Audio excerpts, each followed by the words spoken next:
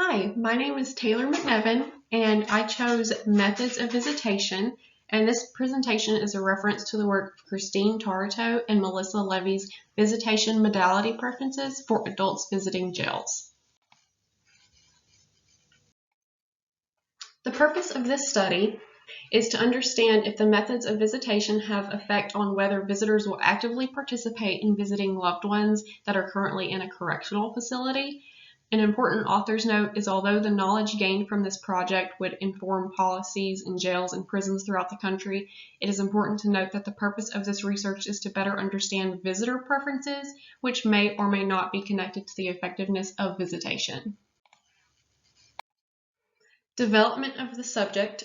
These researchers want to better understand which methods hold more importance and convenience for visitors. This is fueled by keeping in mind that social ties are often broken due to long sentences and lack of visitations. The main goal is to find which visitations are favored and why, as well as which visitations carry a negative opinion and why.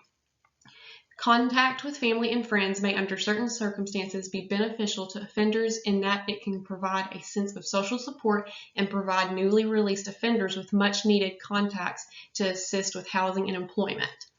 Today, most inmates in the U.S. prisons and jails have visitation privileges. Visitation has the potential to assist offenders in the maintenance of social bonds and with friends and relatives in the community. Hypotheses.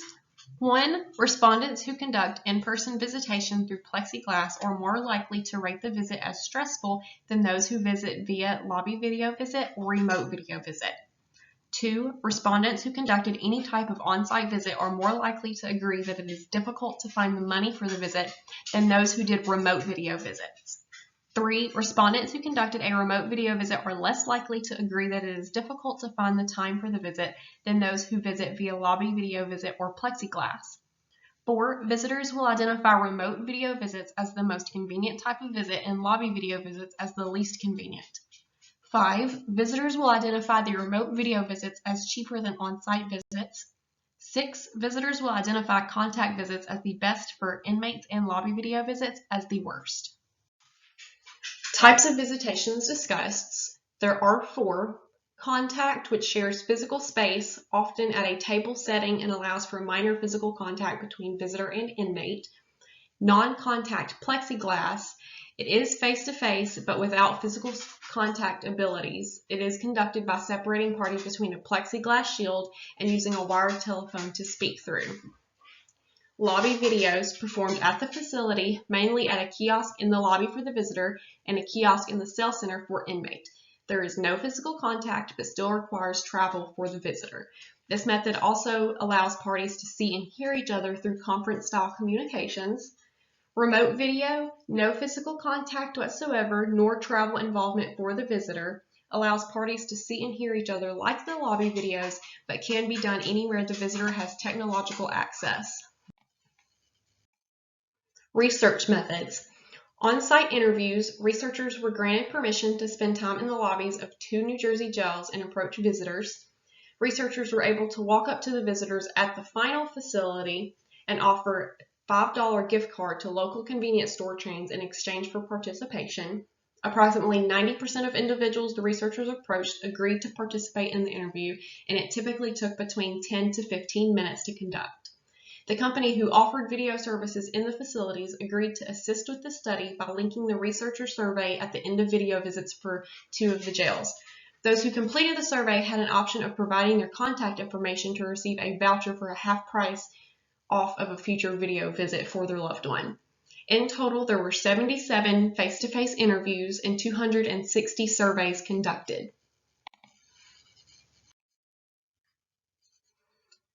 Findings of this study.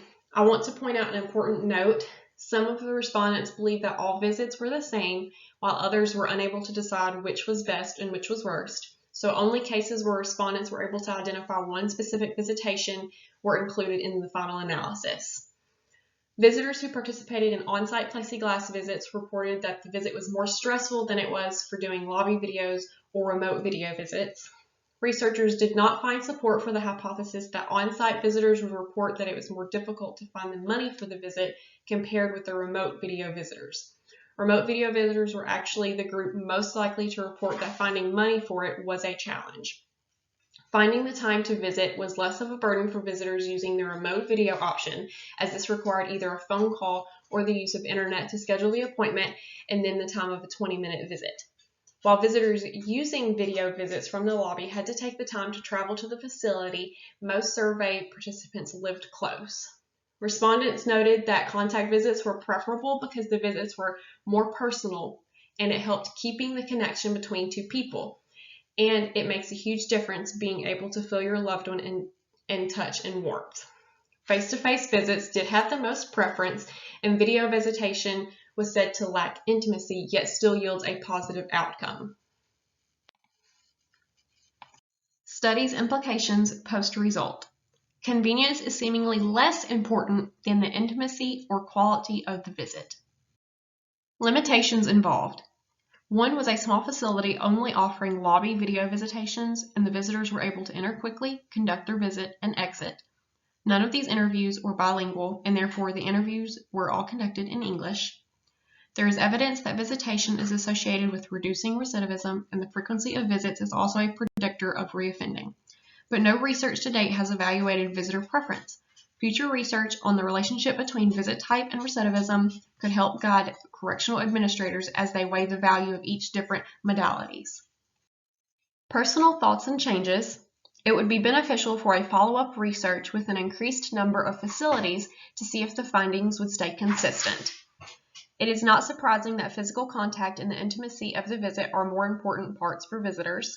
However, having multiple options for visitations could increase the frequency of visits, thus benefiting both inmate and visitor.